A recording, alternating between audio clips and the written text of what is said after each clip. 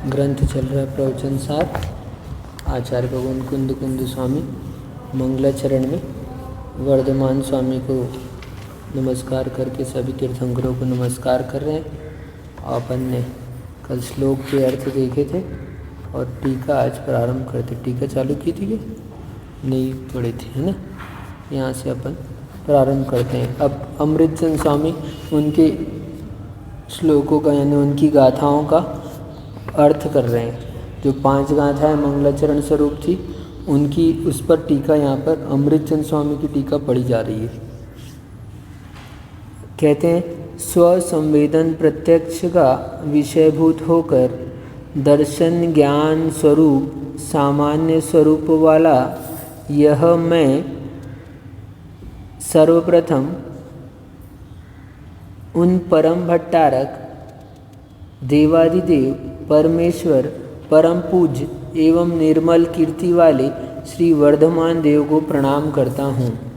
यानी कुंद कुंद स्वामी कह रहे हैं, ठीक है, वो स्वयं प्रणाम कर रहे हैं तो वो स्वयं प्रणाम कर रहे हैं तो स्वयं जानते हैं। स्व संवेदन प्रत्यक्ष विषयभूत होकर अपने आप वो जान रहे हैं ना जो काम कर रहे हैं। तो अपन कोई काम करते हैं, देखो ये जागृति बता रहे एक प्रकार से।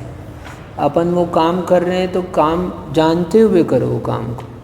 आप यहाँ सुन रहे हो ना, तो मैं सुनने के लिए यहाँ पर बैठा हूँ और मैं सुन रहा हूँ, ऐसी इस जागृति के साथ सुन रहे हैं आप, है ना। तो ऐसे ही वो प्रणाम कर रहे हैं तो स्व संवेदन प्रत्यक्ष का विषयभूत होकर, तो इसलिए वो स्व संवेदन इस प्रणाम कर रहे हैं और प्रणाम कर रहे हैं और मैं प्रणाम कर रहा हूँ ऐसा स्वयं जानते हुए ये कार्य कर रहे हैं। यानी कि बेमन से नहीं कर रहे, होश में है एक प्रकार से। आपकी भाषा में कहें तो, हमारी भाषा में कहें तो अप्रमाद दशा में। किसकी? ठीक है, अमृतचंद स्वामी की टीका है। ठीक, तो दर्शन ज्ञान सामान्य स्वरूप वाला यह मैं, ठीक है। और अपने आप को क्या मान रहे हैं वो? दर्शन ज्ञान मेरा सामान्य स्वरूप है। विशेष स्वरूप में तो ये जीवादि रूप जो भी पर्याय है वो उसमें है ही, लेकिन आत्मा का सामान्य स्वरूप क्या है? सामान्य दर्शन ज्ञान सामान्य स्वरूप में। तो ऐसे वो स्वयं कुंद कुंद स्वामी अपने आप को ऐसा जान करके मैं प्रणाम कर रहा हूँ, ऐसे जान करके क्या कर रहे हैं? परम भट्टारक। भट्टारक यानी भट्टारक होते हैं लाल कपड़े वाले, साउथ में होते हैं भट्टारक, उनको भट्टारक कहते हैं। वास्तव में तीर्थंकर को कहते हैं भट्टारक। हाँ, भट्ट कर रहे हैं शत्रुओं का जिन्होंने नाश कर दिया है, अरियों का नाश कर दिया, भट्ट नष्ट कर दिया, अरि भट्ट अर और क उनको करने वाले हैं, तो भट्टारक है। ऐसे कौन है? तो भट्टारक, परम भट्टारक कह रहे। कौन? महावीर भगवान के लिए कह रहे परम भट्टारक, ठीक है। भट्ट महावीरो ऐसा भी कहा कई जगह, देखना आप लिखा रहता है। तो यहाँ कह रहे उन्हीं को परम भट्टारक देवादिदेव, देवों के भी देव हैं इसलिए देवादिदेव, और परमेश्वर, उनका उससे बड़ा किसी का ऐश्वर्य नहीं है। उन्हीं के पास में सबसे बड़ा ऐश्वर्य है, आत्मा का ऐश्वर्य, परम ऐश्वर्य, इसलिए वो परमेश्वर है, परम पूज्य हैं एवं निर्मल कीर्ति वाले श्री वर्धमान देव को प्रणाम करता हूँ। वो वर्धमान स्वामी को सबसे पहले यहाँ पर नमस्कार कर रहे हैं।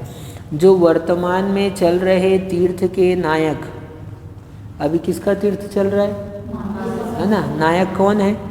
महावीर स्वामी नेता हैं, महावीर स्वामी नायक हैं, ठीक है। वो तीर्थ को चलाया उन्होंने, भगवान की देशना से उनका तीर्थ प्रारंभ होता है। अभी वीर शासन जयंती मनाई थी अपन ने, है ना। गुरु पूर्णिमा के अगले दिन कलश स्थापना हुई थी, उस दिन वीर शासन ध्वजा फहराई थी, तो वहाँ से भगवान का शासन प्रारंभ हुआ, ठीक है। वहाँ से भगवान की आज्ञा, शासन यानी आज्ञा, सास धातु आज्ञा अर्थ में।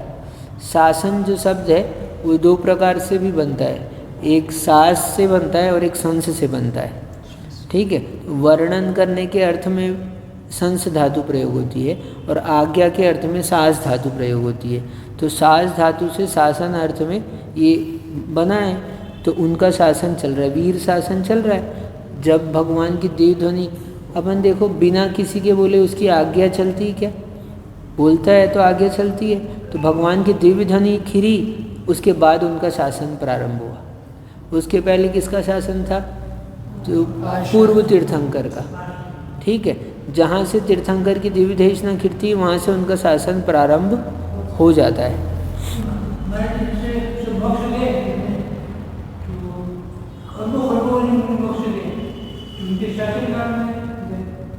उनके शासन में इतने नहीं गए, आपको बताया था 6 महीने 608 समय में 608 जीव ही मोक्ष जाते हैं, तो अरबों खरबों नहीं गए। नहीं, शिखर जी से गए होंगे, शासन की बात चल रही थी यहाँ पर, है ना। वो तो अनंत काल में अनंत जीव मोक्ष चले गए। कितना काल हो गया? हाँ, 42,000 वर्ष कम एक कोड़ा कोड़ी सागर का चतुर्थ काल होता है, उसमें मोक्ष जाते हैं। पहले भी होते रहते हैं ना, फिर चतुर्थ काल, फिर चतुर्थ, ऐसे पूरा क्रम से बताया था कल, क्रम से चलते रहता है। तो ऐसे कब से जा रहे हैं मोक्ष? जीव कब से मोक्ष जा रहा है? अनादिकाल से मोक्ष जा रहे हैं, और कब तक जाते रहेंगे? तो ये क्रम चलता रहेगा, ये कभी एंड नहीं होने वाला। क्या लगता है अपने को कि यार सब मोक्ष चले जाएंगे तो संख्या, तो जीवों की संख्या अनंत अनंत है, वो कभी कम नहीं होने वाले। मतलब न, तो मूल बात समझना, वर्धमान स्वामी वर्धमान तीर्थ के नायक है, तो उनकी दिव्य देशना की तो उनका शासन प्रारंभ हुआ। तो ऐसे वर्धमान तीर्थ के नायक और सुरेंद्र, धर्मेंद्र और नरेंद्र, ठीक है, बता दिया था। सुरेंद्र, सुरों का इंद्र सुरेंद्र, और असुरों का इंद्र धर्मेंद्र, और मनुष्यों का इंद्र चक्रवर्ती नरेंद्र, ये तीनों लोगों के अधिपतियों से वंदित होने के कारण, ठीक है, तीनों लोगों के अद्वितीय गुरु, अमृतचंद स्वामी कह रहे हैं इनको, ये अद्वितीय गुरु हैं। तीनों लोगों के क्या हैं? अद्वितीय गुरु है। क्यों कह रहे हैं इनको अद्वितीय गुरु? क्योंकि सुरेंद्र, धर्मेंद्र और नरेंद्र से वंदित हैं, उनसे वंदित होने के कारण अद्वितीय गुरु हैं, है ना। और घातिया कर्म रूप मैल के धो डालने से समस्त लोक के अनुग्रह करने में समर्थ ऐसी अनंत शक्ति रूप सर्वोत्कृष्ट ऐश्वर्य से सुशोभित योगी जनों के तीर्थ होने से उनके तारने में समर्थ हैं। क्या है समर्थ? भगवान महावीर के लिए कह रहे हैं, क्योंकि उन्होंने घाती कर्म के मैल को धो दिया है ना। और घाती कर्म के मैल को धोने के ही कारण से वो क्या हैं? वो अनुग्रह कर सकते हैं, क्योंकि वो मोक्ष मार्ग का रास्ता बताते हैं, समीचीन मार्ग बताते हैं। तो समीचीन मार्ग बताने से ही तो अनुग्रह हुआ, लोग उस पर चलेंगे और उस पर चलकर मोक्ष जाएंगे। तो सबसे बड़ा अनुग्रह किसने किया? तो महावीर ने किया, भगवान महावीर ने किया, जिन्होंने दिव्य देशना की। तो क्यों उनको तीर्थ कह रहे हैं? वो उन्होंने तीर्थ मार्ग बताया है ना, तारने वाले, इसलिए तीर्थ हैं वो। किसके तीर्थ हैं? योगी जनों के लिए, ठीक है। तो यहाँ कह रहे हैं ऐसे उनको, घाती कर्म के मैल को धो डालने से समस्त लोग के अनुग्रह करने में समर्थ हैं, और अनंत शक्ति रूप सर्वोत्कृष्ट ऐश्वर्य से सुशोभित है।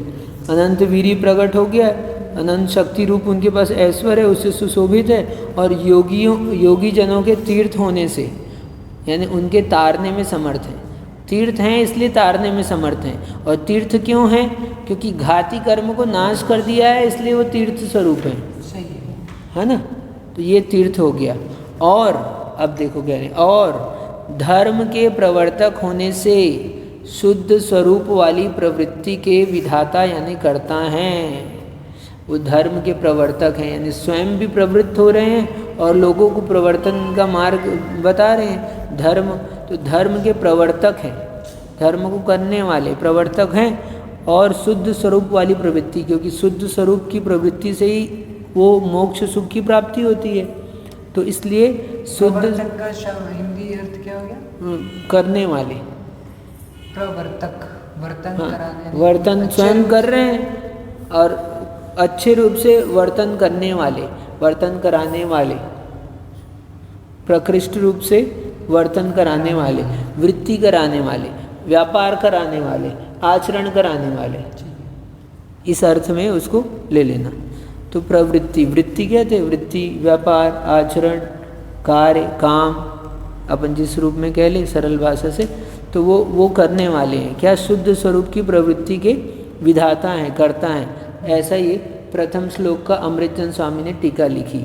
ठीक है, अब आगे और कहते हैं, पहले वर्धमान स्वामी को नमस्कार किया, अब और कहते हैं तत्पश्चात श्री वर्धमान जिनेन्द्र को नमस्कार करने के अनंतर यानी उसके बाद, अनंतर विशुद्ध स्वभाव वाले होने से जिस प्रकार प्रथम आदि 16 तावों को प्राप्त उत्तम जाति के स्वर्ण को अंतिम ताव से उतारने पर वह अपने विशुद्ध व निर्मल स्वभाव को प्राप्त होता है, उसी प्रकार जो उस स्वर्ण के समान विशुद्ध दर्शन ज्ञान रूप स्वभाव को प्राप्त कर चुके हैं। यानी अब दृष्टांत भी दे दिया, अमृतचंद स्वामी ने दृष्टांत दिया है स्वयं। किसका दृष्टांत दे रहे हैं? स्वर्ण का दृष्टांत दे रहे हैं। जैसे स्वर्ण होता है, 16 ताव देने के बाद में अब उसको शुद्ध करने की ज़रूरत नहीं है, पूर्ण शुद्ध हो गया है। तो ऐसे ही जिन्होंने आत्मा के विशुद्ध स्वभाव को यानी पूर्ण शुद्ध स्वभाव को जिन्होंने प्राप्त कर लिया है ना, ठीक है, ऐसे अंतिम ताव से उतारे हुए ऐसे स्वभाव को जिन्होंने प्राप्त कर लिया है, उसी प्रकार जो ऐसे अतीत तीर्थ के शेष अधिनायकों को, यानी अतीत तीर्थ के महावीर भगवान के पीछे अतीत भूत के क्या अधिनायक कौन? शेष 23 तीर्थंकरों को, वृषभनाथ को आदि करके पार्श्वनाथ पर्यंत 23 तीर्थंकरों को और सब सिद्धों को, किसको? क्योंकि पूर्ण शुद्ध जो शुद्ध स्वभाव को प्राप्त किया है ना, किसने प्राप्त किया है? तो ये जितने सिद्ध है सभी शुद्ध स्वभाव को प्राप्त कर चुके, पूर्ण शुद्ध स्वभाव को। तो उन सब सिद्धों को भी तथा अब और कह रहे ज्ञानाचार, दर्शनाचार, चारित्राचार, तपाचार और वीर्याचार रूप 5 प्रकार के आचारों से युक्त होने के कारण, क्या? 5 प्रकार के आचार से युक्त होने के कारण जिनके अतिशय शुद्ध उपयोग की भूमिका की संभावना हो चुकी है। बिना इन पंचाचार के कोई सोचे शुद्ध उपयोगी हो जाए तो नहीं हो सकते। तो पंचाचार के कारण से जिनकी शुद्धोपयोग की भूमिका हुई है अभी, है शुद्धोपयोग की भूमिका की संभावना हो चुकी है, यानी अब वो शुद्धोपयोग को प्राप्त करेंगे। अर्थात जो शुद्ध उपयोग की प्राप्ति के अभिमुख हैं, पंचाचार को प्राप्त हैं, उसके बाद भी अभिमुख हैं शुद्धोपयोग। हाँ, क्योंकि अभी वो परंपरा से धीरे से निर्वाण की ओर अग्रसर हैं, तो वो वीतरागी हो जाएंगे, पूर्ण वीतरागी। अभी एक देश से हैं। ऐसे आचार्य, उपाध्याय और साधुत्व विशेषणों से भेद को प्राप्त हुए श्रमणों को, निर्ग्रंथ गुरुओं को भी प्रणाम करता हूँ। श्रमण कहने से सभी आ जाते हैं, आचार्य, उपाध्याय, साधु, ये उसके श्रमणों के भेद हो गए। ठीक है, तो ऐसे भेद रूप प्राप्त। हाँ, इन्होंने क्या लिखा है? इन्होंने तो पढ़ लो एक बार थोड़ा सा। इन्होंने क्या लिखा? इन्होंने तो मैं वही देख रहा हूँ कितना भाषा भेद है।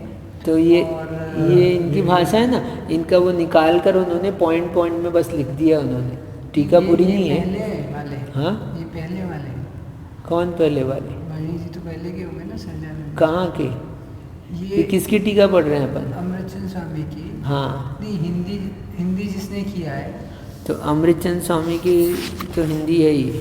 अच्छा, और ये टीका वाणी जी की है? ये वाणी जी ने व्यक्तिगत टीका है। हाँ लिखी है। मतलब उन्होंने अपने उसमें से क्या सिद्धांत है, क्या तथ्य है, क्या प्रयोग है, क्या पॉइंट है, ऐसे इस तरह से इस व्यू से निकाल कर उसमें लिखा है। अच्छा, हाँ, ठीक है। तो यहाँ पर कह दिया क्या? आचार, उपाध्याय, साधुत्व, ये विशेषणों से भेद को प्राप्त, ऐसे भेद करते हैं। भेद साधु, श्रमण कह दिया तो अभेद हो गए, और श्रमण में आचार, उपाध्याय, साधु कर दिया तो भेद हो गए, और विशेषण हो गए ये सब उनके। ठीक है, विशेषणों को प्राप्त ऐसे श्रमणों को, निर्ग्रंथ गुरुओं को भी क्या करते हैं, प्रणाम करता हूँ। कौन कर रहे प्रणाम? आचार्य भगवान कुंद कुंद स्वामी कर रहे हैं। कुंद कुंद स्वामी ने लिखा ना ये 5 श्लोक, तो उन्होंने पहले अपन ने पढ़ा ना, कल श्लोक पढ़ा था, से पुण्यतिथ्यरे, तो ये नमस्कार कर रहे हैं। पहले वर्धमान स्वामी को नमस्कार किया, फिर बचे हुए तीर्थंकरों को साथ में लेकर सिद्धों को और सभी श्रमणों को, स्वयं श्रमण होते हुए भी देखो श्रमणों को, ठीक है, और आचार्य उपाध्याय साधु को नमस्कार कर रहे हैं, ठीक है। तो ऐसे प्रणाम करता हूँ।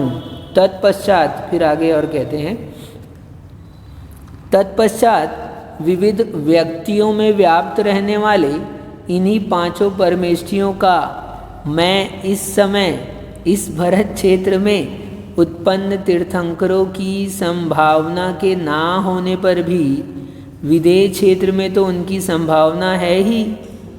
अतः मनुष्य क्षेत्रवर्ती यानी 2.5 द्वीप 15 कर्म भूमियों में वर्तमान तीर्थंकरों के साथ वर्तमान काल को विषयभूत करके वर्तमान काल में अवस्थित जैसे मानकर समुदाय रूप से मैं उन सबको साथ साथ तथा पृथक पृथक रूप से भी मोक्ष लक्ष्मी के स्वयंवर स्वरूप उत्कृष्ट जिन दीक्षा कल्याणक के अवसरोचित मंगलाचरणभूत कृति कर्म नामक शास्त्र में प्ररूपित वंदना के नाम से संभावना करता हूँ, उनके प्रति प्रमाण आदि के रूप से आदर व्यक्त करता हुआ आराधन करता हूँ। ये अमृतचंद स्वामी का वाक्य है।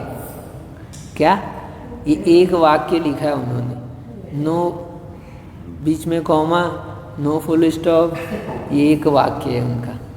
इस एक वाक्य में पूरा उन्होंने क्या संस्कृत भाषा का ये प्रौढ़ता, ये विशिष्टता है, इतनी सारी बातों को एक वाक्य में उन्होंने सब कह दिया है ना।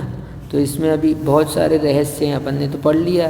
देखो क्या कहते हैं, विविध व्यक्तियों में व्याप्त, ठीक है। और किसको नमस्कार कर रहे हैं? इस सामान्य आदमियों को नहीं कर रहे, नहीं तो आप सोचे कि विभिन्न व्यक्तियों में व्याप्त, लेकिन जो परमेष्ठी रूप हैं, अपने यहाँ के तो हैं ही, नमस्कार कर लिया। अब वर्तमान में विदेश क्षेत्र में है, तीर्थंकर वर्तमान में तो नहीं है, महावीर भगवान भी नहीं है, और ये सब 23 तीर्थंकर की है ये भी नहीं है, लेकिन वर्तमान में तीर्थंकर है ना विदेश क्षेत्र में, विद्यमान 20 तीर्थंकर है ना। तो उन तीर्थंकरों को भी साथ में लेकर यहाँ पर, अभी यहाँ पर तीर्थंकरों की तो संभावना नहीं है, लेकिन विदेश क्षेत्र में तो संभावना है, ऐसा कह रहे हैं। देखो, इन्हीं 5 परमेष्ठियों का मैं इस समय भरत क्षेत्र में उत्पन्न तीर्थंकरों की संभावना के ना होने पर, यहाँ भरत क्षेत्र में तो क्या है, संभावना नहीं है। अभी कोई तीर्थंकर है क्या? हाँ है, नहीं है। तो लेकिन विदेह में तो उनकी संभावना है, अभी विदेह में तो हैं, नहीं है क्या? ऐसा विदेह में कभी नहीं होता कि वहाँ तीर्थंकर ना हो, ठीक है। कम से कम क्या 20 तीर्थंकर, कितने 5 विदेह क्षेत्र है, सब मिलाकर एक में 4-4, 8-8 उनके ऐसे है, 8 में एक ना एक तीर्थंकर होते हैं। क्या एक एक विदेह क्षेत्र के 32 उपविधेय हैं, तो उनमें 8 उपविधेय में कम से कम एक तीर्थंकर अवश्य होंगे। अब 8 में से किसी में भी रहें भले ही, ठीक, 8 में एक तीर्थंकर अवश्य होंगे। तो एक विदेश क्षेत्र में कितने तीर्थंकर हो गए? अपने भरत क्षेत्र में, जम्बूद्वीप के विदेश क्षेत्र में 4 तीर्थंकर, ठीक है। फिर धाती खंड द्वीप में 2 विदेश क्षेत्र हो गए, तो वहाँ पर कितने हो गए? वहाँ 8 तीर्थंकर हो गए, ठीक है। और फिर पुष्करार्ध द्वीप में कितने विदेश क्षेत्र हो गए? 2 विदेश क्षेत्र, है ना। तो वहाँ भी कितने हो गए तीर्थंकर? 8 हो गए। तो 8 पुष्करार्ध के, 8 धातकी खंड के और 4 यहाँ के, इसलिए कितने हो गए? 20 हो गए, ठीक है। इस तरह 20 तीर्थंकर कम से कम रहते हैं, और अधिक से अधिक होंगे विदेश क्षेत्र में तो 160 160 विदेश क्षेत्र की बात कर रहे हैं अपन, तो विदेश क्षेत्र में हर एक नगर में मान लो एक होंगे, तो 32 × 5 32 नगरीय रहेगी। है ना। तो एक विदेश क्षेत्र में कम से कम कितने होंगे? 4 एक, है ना। अभी अपने देखे यहाँ पर, तो ऐसे कुल मिलाकर अधिक से अधिक होंगे तो कितने होंगे? 160। कब हुए ये? तो अजितनाथ भगवान के काल में ऐसा समय आया कि मैक्सिमम तीर्थंकर इस सृष्टि में हो सकते हैं, जितने उतने हुए उनके काल में। कैसे? विदेश क्षेत्र के 160 और 5 भरत क्षेत्र के 5 में तीर्थंकर और 5 ऐरावत क्षेत्र के 5 में तीर्थंकर, तो ये हो गए 170 तीर्थंकर। कितने? 170 तीर्थंकर। तो ऐसे मनुष्य क्षेत्रवर्ती, ठीक है, मनुष्य क्षेत्र कितना बड़ा है? 2.5 द्वीप। तो 2.5 द्वीप संबंधी इसमें मनुष्य क्षेत्र में कितनी कर्मभूमि है? हाँ, तो 15 कर्मभूमि। 5 भरत क्षेत्र, 5 ऐरावत क्षेत्र, 5 विदेश क्षेत्र, कितने हो गए? 15 हो गए। तो ये 15 कर्मभूमि है। कर्मभूमि इसलिए कि यहाँ पर कर्म का नाश करके मुक्ति प्राप्त करते हैं, यहाँ पर कर्म करते हैं, और शेष जगह में भोग ही भोग है, भोग भूमि है वो। तो ये कर्म करके यहाँ पर निर्वाण की व्यवस्था है, तो ये कर्म भूमियाँ हैं। तो इन यहाँ पर तीर्थंकरों के साथ वर्तमान को विषयभूत करके वर्तमान काल में अवस्थित जैसा मानकर, अब जो भूत में है वो तो है नहीं अभी, लेकिन वर्तमान में विधेय में है, और इनको भी वर्तमान जैसा ही मानकर, ठीक है, तो उनको भी नमस्कार कर रहे हैं वर्तमान वाले को, और भूत वाले को भी वर्तमान जैसा मानकर अपन करते हैं ना।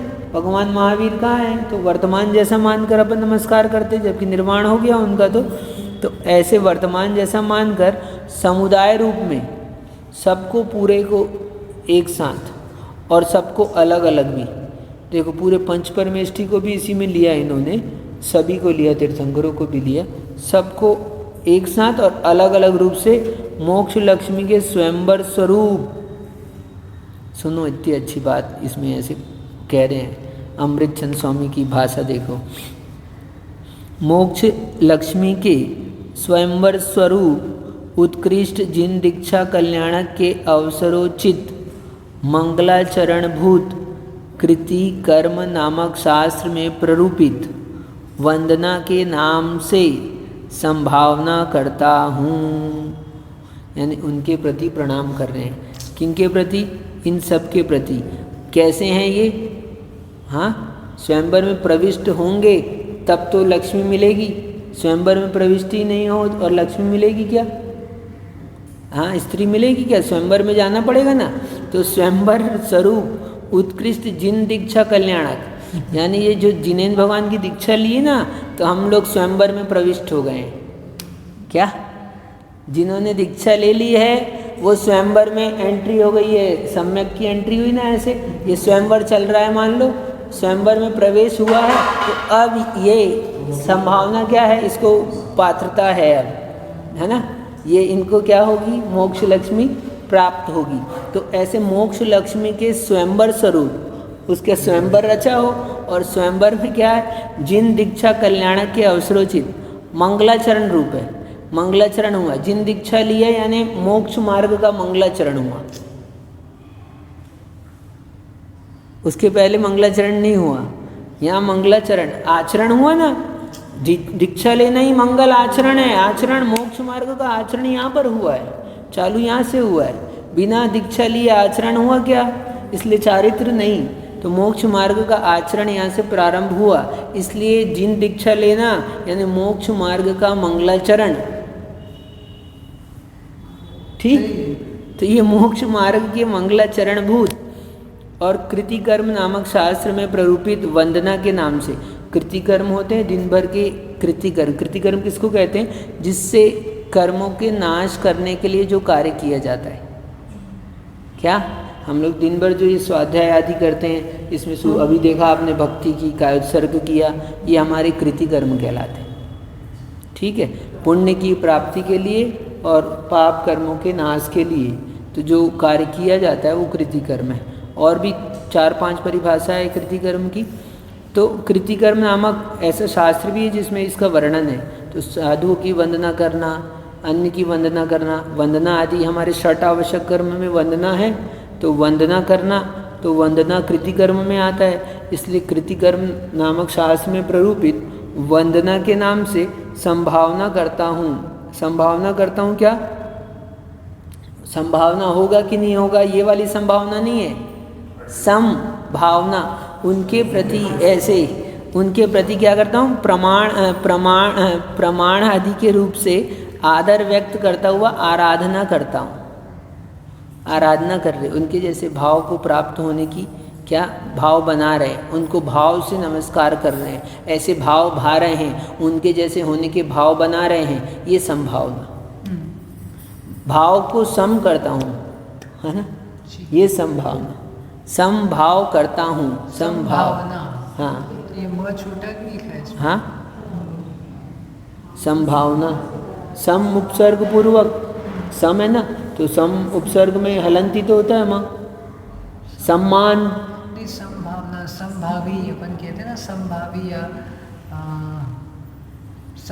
सम्मान लिखते हो ना, म बड़ा पूरा नहीं आएगा, ये हलंत है। अच्छा, हाँ, सम उपसर्ग, सम उपसर्ग है ना, हलंत आएगा, म में हलंत आएगा। हाँ, तो हलंत है ना। ठीक है, सम्मान लिखते हो ना, लिखो सम्मान। सम्मान, अच्छी तरीके से मान करना, ये सम्मान। इसी तरह अच्छी तरीके से तो भावना करना, ये सम्मान, संभावना हो गया, ठीक। तो सम्मान, संभावना, तो संभावना करता हूँ, उनके प्रति प्रमाण आदि के रूप से आदर व्यक्त करता हुआ आराधना करता हूँ। आदर व्यक्त करना अपना, वही आराधना है। जिसके प्रति आदर होता है, आदर है हमारे को, वही आराधना है।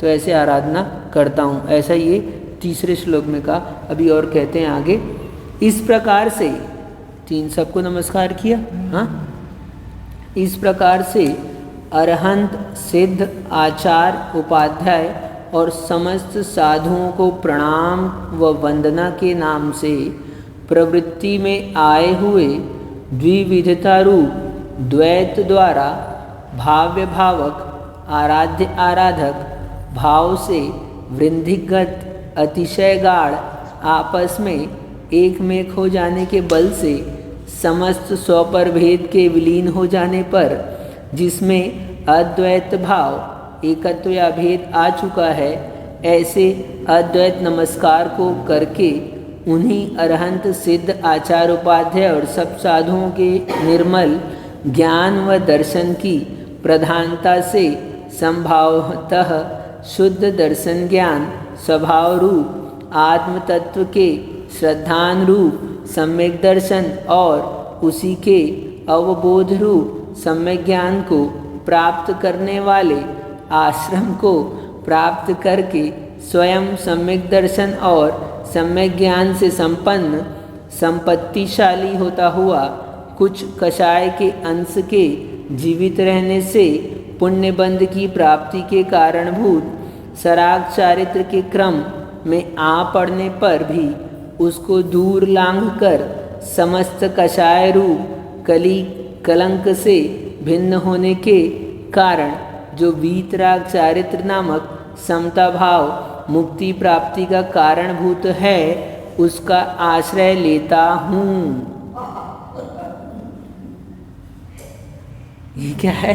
बहुत बढ़िया, एक सेंटेंस है, एक वाक्य है। क्या है? ये एक श्लोक की टीका उन्होंने लिखी है। इस टीका को पूरा एक वाक्य में लिखा है उन्होंने।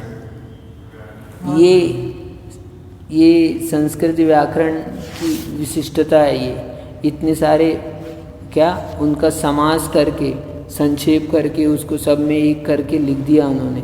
अभी तो 2 लाइन मैंने छोड़ दी है इनकी, अभी हूँ तक पढ़ दिया है, 2 लाइन और है अभी।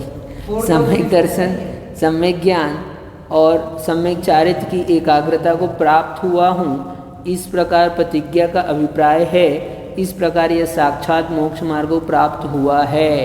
यानी 2 श्लोक का अर्थ है। यहाँ इन्होंने टीका लिखी और पूरी एक पद्य में लिखी, मतलब एक वाक्य में लिखी। बराबर।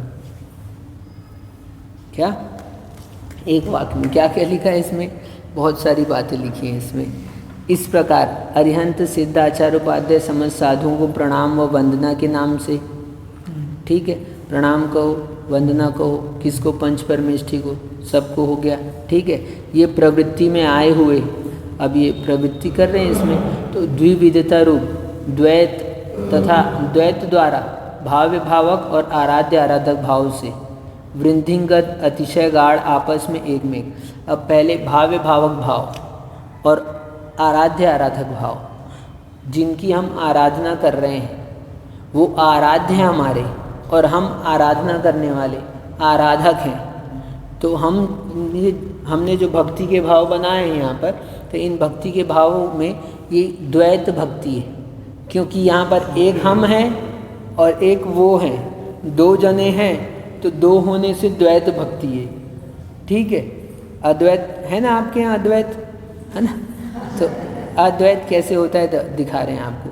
तो द्वैत भक्ति है, पहले द्वैत भक्ति होती है, कोई हमारा आराध्य होता है, हम उसके आराधक होते हैं, ऐसे है ना, ऐसे भाव्य भावक भाव और आराध्य आराधक भाव से जब ये द्वैत भक्ति करता है तो इसकी वृद्धि होने से, ठीक है, जब भक्ति की गाढ़ता होती है, वृद्धि होती है द्वैत की, तो ऐसे द्वैत भक्ति की आराध्य आराधक भाव की वृद्धि होने पर, हो जाने से अतिशय गाढ़, अतिशय गाढ़, गाढ़ यानी ऐसे ऐसा एक में खो जाना, एक में खो जाने के बल से समस्त स्वपर भेद के विलीन हो जाने पर। अब भेद जो है ना, पहले यहाँ स्व हम थे और भगवान पर थे, पंच परमेष्ठी पर थे, हम स्व थे, तो अभी हम उनको देख रहे थे, वो हमारी दृष्टि में आ रहे थे, तो द्वैत भक्ति चल रही थी। अभी हम लोग सब करते हैं, हमको भगवान दिखते हैं, द्वैत भक्ति करते हैं। जब हम इस द्वैत भक्ति को और ज़्यादा भावना भाते हैं और ज़्यादा लीन होते हैं इसमें, तो फिर भगवान भी हमारे से ओझल हो जाते हैं। बस कौन बच जाते हैं? स्व बच जाते हैं, पर का अभाव हो जाता है, तो वो हो जाती है अद्वैत भक्ति। क्रम से होती है, लेकिन बिना द्वैत करने वाले की अद्वैत नहीं होती है। अद्वैतम ना बिना द्वैतम। द्वैत, अद्वैत शब्द जो है ना, वो बिना द्वैत शब्द के नहीं बनता है, द्वैत से ही अद्वैत बनता है ना। तो इसलिए द्वैत भक्ति होती है पहले, फिर अद्वैत भक्ति। हाँ, तो इस तरह अद्वैत भक्ति विलीन हो जाने पर, जिसमें अद्वैत भाव यानी एकत्व अभेद आ चुका है, ऐसे अद्वैत नमस्कार को करके, अद्वैत नमस्कार हम लोग करते, द्वैत नमस्कार मन से किया, वचन से किया, काय से किया, वो सब द्वैत नमस्कार। और हमारा उस रूप हो जाना, तद्रूप हो जाना, है ना, वो होगा अद्वैत नमस्कार। हम ही परमेष्ठी रूप हो गए। हाँ, क्या चालीसा भी पढ़ते हैं, शाम की पढ़ते हैं ना, कि उसमें लास्ट लाइन पढ़ते हैं ना अपन, क्या? हाँ हाँ, बस क्या, तो मैं उसमें भी नमोकार हो जाऊं, मैं ही नमोकार हो जाऊं, नमोकार मैं ही हो जाऊं ना, तो नमोकार मंत्र पढ़ते पढ़ते मैं ही नमोकार हो जाऊं। तो नमोकार हो जाऊंगा क्या मतलब? यही मैं परमेष्ठी हो जाऊं, तो मैं स्वयं में परमेष्ठी हो जाऊंगा, तो मैं नमस्कार, परमेष्ठी को नमस्कार करते करते मैं स्वयं परमेष्ठी हो गया, अरिहंत को नमस्कार करते करते मैं स्वयं अरिहंत हो गया। ये कौन सा भाव नमस्कार? ये द्वैत और अद्वैत नमस्कार। तो अद्वैत नमस्कार करके उन्हीं अरहंत सिद्ध आचार्य उपाध्याय और सब साधुओं के निर्मल, उनके पास में क्या है, क्यों नमस्कार कर रहे हैं? तो उनके पास है निर्मल ज्ञान दर्शन की प्रधानता से, उनके पास निर्मल ज्ञान है, निर्मल दर्शन है, उसकी प्रधानता से क्या है, शुद्ध दर्शन ज्ञान स्वभाव रूप आत्म तत्व के श्रद्धान रूप सम्यक दर्शन। किसको कह रहे सम्यक दर्शन? शुद्ध ज्ञान और दर्शन के स्वभाव रूप आत्म तत्व है, आत्म तत्व है, उसका श्रद्धान करना, उस आत्म तत्व का। आप लोग आत्मा हो ना, तो हमारे पास में आत्मा है, तो आत्मा है, तो हमारी आत्मा कैसी है? तो हमारी आत्मा में भी शुद्ध ज्ञान है, शुद्ध दर्शन है, इसका श्रद्धान रूप सम्यक दर्शन, यानी आत्मा का श्रद्धान। ऐसी तो ऐसे आत्म तत्व के श्रद्धान रूप सम्यक दर्शन और इसी का ज्ञान, उसका अवबोध। किसका अवबोध? आत्म तत्व का। वो आत्म तत्व कैसा है? शुद्ध ज्ञान दर्शन स्वभाव वाला है, इसकी श्रद्धा करना और ऐसा ज्ञान करना, इसकी श्रद्धा करना, आत्म तत्व की श्रद्धा करना। अरे हम किसी वस्तु को जानते हैं तो उसकी श्रद्धा होती है ना, वस्तु को जाना तो वस्तु कैसी है, उसमें क्या है, प्रतीति। शक्कर मीठी होती है कि नहीं होती, श्रद्धा है, शक्कर मीठी होती, पूरी श्रद्धा है ना, क्यों, टेस्टी है, अनुभव किया है ना। तो ऐसे ही हमारे को आत्म तत्व की श्रद्धा हो। कैसी श्रद्धा हो, आत्म तत्व की श्रद्धा हो। अब शक्कर किससे बनी हुई है, गन्ने से बनी। अभी शक्कर तो पूरी शक्कर, पूर्ण शक्कर ही है ना वो पूरी ऐसी। तो ऐसे दर्शन ज्ञान, शुद्ध दर्शन ज्ञान स्वरूप आत्म तत्व, उस आत्म तत्व की श्रद्धा, हमारे को ऐसी श्रद्धा हो कि ये आत्म तत्व है, मैं आत्मा हूँ का मतलब मैं शुद्ध ज्ञान दर्शन स्वभावी हूँ। सही है। इसका श्रद्धान वो सम्यक दर्शन, उसको कहते हैं सम्यक दर्शन। ठीक है। यहाँ ये द्रव्य नियोग का ग्रंथ है, तो यहाँ पर इस विवक्षा में सम्यक दर्शन की परिभाषा आई है। ठीक है, तो ये है ना, सम्यक दर्शन की अपनी अपनी एक परिभाषा होती है, लेकिन अलग नहीं होते सम्यक दर्शन। सम्यक दर्शन एक ही होता है, उसको अपन 4 तरीके से कहते हैं, डिफाइन अलग अलग। ठीक है, ऐसा नहीं होता कि प्रथमा नियोग का सम्यक दर्शन अलग है, चरणा नियोग का सम्यक दर्शन अलग है। हाँ, सम्यक दर्शन एक ही है, उसको कह रहे हैं। जब हम आत्म तत्व की मुख्यता करके दर्शन ज्ञान स्वभाव को देखकर वो कह रहे हैं, तो उसको कह रहे हैं ये द्रव्य नियोग का सम्यक दर्शन। ठीक है, जब हम देव शास्त्र गुरु की भक्ति को देखकर कहते हैं, उसको कहते हैं सामान्य से क्या, हाँ, चरणा नियोग का सम्यक दर्शन। सच्चे देव शास्त्र गुरु के प्रति भक्ति होती है, तो ऐसे। तो ये कोई अलग अलग 4 सम्यक दर्शन नहीं होते। और सम्यक दर्शन ऐसा नहीं होता कि किसी को एक होगा, किसी को दूसरा होगा, किसी को तीसरा होगा। डेफिनेशन अलग अलग नियोग के। ठीक, तो आत्म तत्व के श्रद्धान रूप सम्यक दर्शन, उसी का अवबोध यानी ज्ञान, वो है सम्यक ज्ञान। उसी के अवबोध रूप सम्यक ज्ञान को प्राप्त करके, यानी सम्यक दर्शन सम्यक ज्ञान को प्राप्त करके, ठीक है, तथा प्राप्त करने वाले आश्रम को प्राप्त करके स्वयं सम्यक दर्शन ज्ञान से संपन्न शक्तिशाली होता हुआ, ठीक है। अब वो चारित्र को प्राप्त करे, दर्शन और ज्ञान प्राप्त किया, तो उसके बाद में क्या होगा, उसका आश्रम क्या है ना, जिसमें श्रम करना है ना, आश्रम क्या इनको कहते हैं, श्रमण। तो श्रमण क्यों कहते हैं, ये श्रम करते हैं। क्या श्रम करते हैं, आप लोग भी श्रम करते हो, ये भी श्रम करते हैं, तो ये श्रमण है, वास्तव में श्रम करते हैं। ये क्या, मोक्ष के लिए श्रम करते हैं, इसलिए श्रमण। आत्म तत्व की सिद्धि के लिए श्रम करते हैं, इसलिए श्रमण।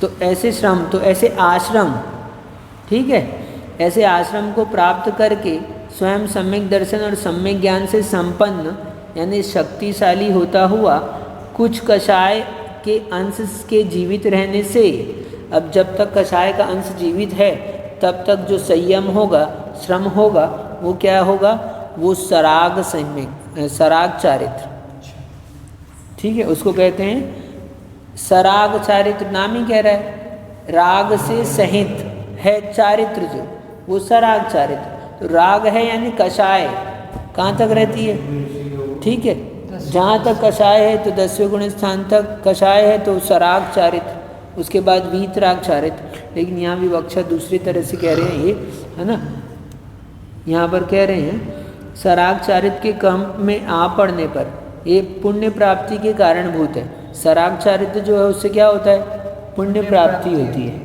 ठीक है, कर्म का नाश भी होता है, लेकिन मुख्यतः से क्या होता है, पुण्य की प्राप्ति होती है। तो पुण्य प्राप्ति रूप सराग चारित्र, ठीक है, पुण्य प्राप्ति के कारणभूत कह रहे हैं इसको स्वयं।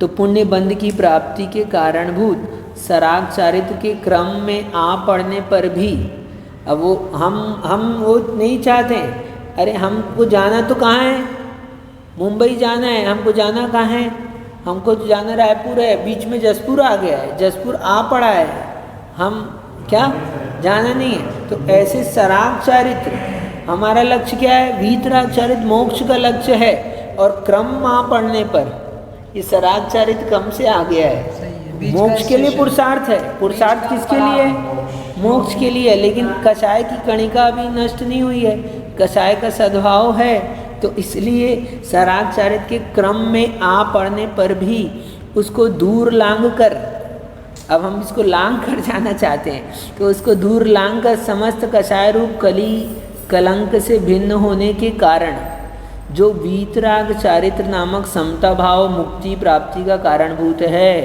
यानी वीतराग चारित्र जो है वही मुक्ति प्राप्ति का कारण है, वही साम्य भाव है, ऐसा समता भाव रूप चारित्र है, वो जो कारण है उसका आश्रय लेता हूँ, ऐसा कह रहे हैं। कौन कह रहे हैं?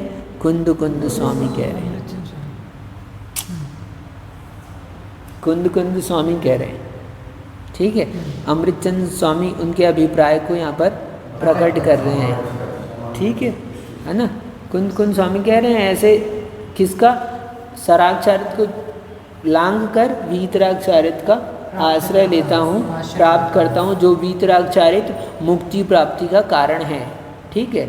ऐसे तो सम्यक दर्शन, सम्यक ज्ञान और सम्यक चारित्र की एकाग्रता को प्राप्त हुआ हूँ, इस प्रकार प्रतिज्ञा का अभिप्राय है।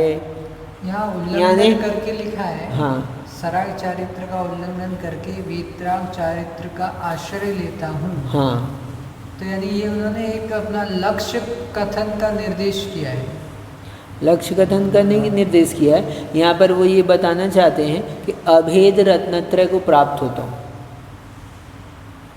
यानी एक भावना होती क्या?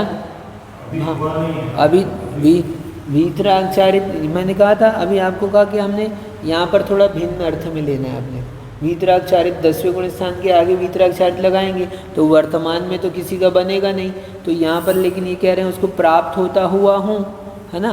तो यहाँ पर क्या है? भेद रूप को कहते हैं, भेद को सराग कहते हैं, अभेद को वीतराग कहते हैं, है ना। ये भी विवक्षा है, तो इस विवक्षा में यहाँ पर इसको लेना है ना। भेद रूप चारित्र, हाँ, अभेद रूप, तो अभेद रूप मान रहे हैं ना, सम्यक दर्शन, सम्यक ज्ञान, सम्यक चारित्र की एकाग्रता को प्राप्त होता हूँ, ये तीनों की एकाग्रता को प्राप्त होता हूँ, यानी अभेद बना रहे हैं। दर्शन ज्ञान चारित्र रूप ऐसा भेद नहीं करके वो अभेद बता रहे हैं, अभेद को प्राप्त होता हूँ, इस प्रतिज्ञा का अभिप्राय है। इस प्रकार यहाँ साक्षात मोक्ष मार्ग को प्राप्त हुआ है, ठीक है। तो यानी मोक्ष मार्ग कब होता है? तीनों की एकता मोक्ष मार्ग है, बिना एकता के सम्यक दर्शन ज्ञान चारित्राणी मोक्ष मार्ग अलग अलग तो मोक्ष का मार्ग नहीं है, तीनों की एकता को मोक्ष मार्ग कहते हैं। तो मोक्ष मार्ग कब होगा? जब तीनों होंगे तब, तो वो तीनों की एकता रूप यहाँ पर ये अभेद लगा रहे हैं, ऐसे लगा रहे हैं, तो उस अभेद होने से इसको वो नाम दिया वीतराग चारित्र, ठीक है ना। तो अभेद रूप ऐसा कहकर यहाँ पर ये मोक्ष मार्ग, गुणस्थान वाली विवक्षा नहीं लेनी, यानी हाँ, 10वें वाली, मतलब वो ठीक है, गुणस्थान में। लेकिन अमृतचंद स्वामी ने जब यहाँ वर्णन किया है तो इन्होंने कषाय के अंश के जीवित रहने से, तो इन्होंने उस बात को स्पष्ट किया है, लेकिन फिर भी यहाँ पर बुद्धिपूर्वक कषाय का अंश नहीं है, अबुद्धिपूर्वक कषाय का अंश ऐसा मान के अपन चल सकते हैं अभेद में। हाँ, मंद कषाय तो ठीक है, मंद कषाय, मंद, मंदतर, मंदतम तीनों भी कैटेगरी है। तो यहाँ पर संज्वलन कषाय होने से मंद भी कह सकते हैं, लेकिन संज्वलन की भी मंद होती है तो 7वां गुण स्थान होता है, संज्वलन कषाय तीव्र होती है तो 6वां गुण स्थान होता है, ठीक है। तो इस हिसाब से समझ के चलें अपन, तो यहाँ पर ऐसे लगाना है अपने को अर्थ इसका। शराबचारी आए तो छोड़ते जाओ, आए तो छोड़ते जाओ। संज्वलन यानी जिसके संयम के साथ में भी जो जलती रहती है, यानी जिसके रहने पर संयम बना रहता है, जिस कषाय के सद्भाव में संयम बना रहता है, संयम का घात नहीं होता, संयम भी साथ में चलते रहता है, कषाय भी चलती रहती है, समज्वलन, है ना, उसको कहते हैं संज्वलन कषाय।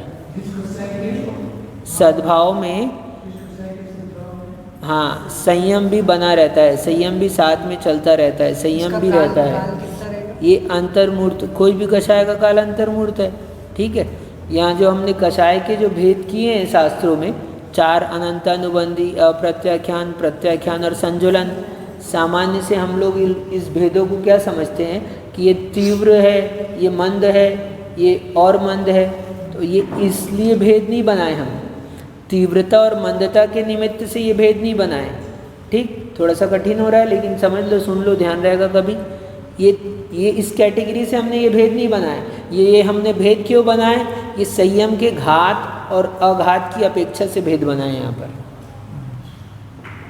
क्योंकि संजुलन कषाय भी मंद होती है, हाँ। और अनंतानुबंधी भी तीव्र होती है, और अनंतानुबंधी भी मंद होती है।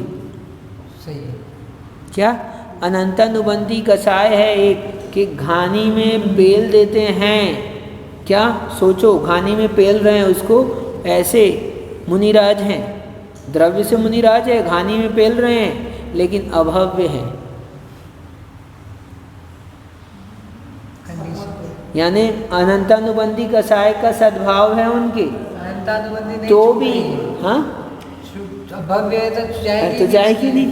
तो अनंतानुबंधी कषाय के सद्भाव में भी इतनी मंद कषाय हो जाती है, कहने का मतलब है। तो हमने ये जो 4 भेद बनाए हैं, हम लोग सामान्य से यही सोचते हैं कि ये अनंतानुबंधी है तो तीव्र कषाय है, और संजुलन है तो मंद कषाय है। तो लेकिन ये भेद जो हैं उस कैटेगरी, उस कारण से नहीं बनाए, उस विवक्षा में नहीं बनाए। ये हमने भेद बनाए, अनंतानुबंधी है तो दर्शन मोहनी मिथ्यात्व साथ में है ये, और अप्रत्याख्यान है, यानी एक देश भी प्रत्याख्यान नहीं है जिसके, उसके अप्रत्याख्यान कषाय, यानी एक देश ऐसे तीव्र आपको यानी एकदम से क्रोध करते हुए मिला, हाँ, तुरंत संज्वलन हाँ, ठीक हो गया उसका, ठीक, शॉर्ट टाइम में, हाँ, कंफर्म क्रोधमान मायालोभ चारों आया, 48 मिनट के अंदर वो ठीक हो गया है। तो सबकी 48 मिनट की मूर्त है। हाँ। कषाय का सद्भाव तो जो भी है और अंतर्मूर्ति रहता है सबकी, हाँ, ठीक है। लेकिन इसके वासना काल की बात है, एक अनंतानुबंधी का वासना काल अनंत भाव रह सकता है। क्या एक व्यक्ति के प्रति आपने आज अनंतानुबंधी बैर यदि बांध लिया आपने किसी ने आपस में, फिर आप सालों नहीं मिले, कितने भाव निकल गए नहीं मिले, भाव निकल गए नहीं मिले, लेकिन उसके बाद में भी फिर कभी वो आपके सामने आएगा तो आपने वो अनंतानुबंधी कषाय बांध के रखी थी ना, वो बैर आपका सामने आ जाएगा, छूट जाएगा। तो ऐसा ये वासना काल की दृष्टि से है, ठीक है। तो हम यहाँ बात कर रहे थे, तो यहाँ पर क्या एक मोक्ष मार्ग इस प्रकार उसमें आता है, कषाय मार्गणा पढ़ते हैं, तो इस प्रकार यह साक्षात मोक्ष मार्ग को प्राप्त हुआ है, ऐसा यहाँ पर कहते हैं, ठीक है। ये 5 गाथाओं का इन्होंने अमृतचंद स्वामी ने टीका कर दी। अब विशेषार्थ लिखा है, इसको कल पढ़ेंगे, और जयसेन स्वामी की टीका को भी अपन कल देखेंगे। आज के लिए इतना ही, हैवी डोज हो गया थोड़ा सा। नमोरियंताणम, नमो सिद्धाणम, नमो हरिया।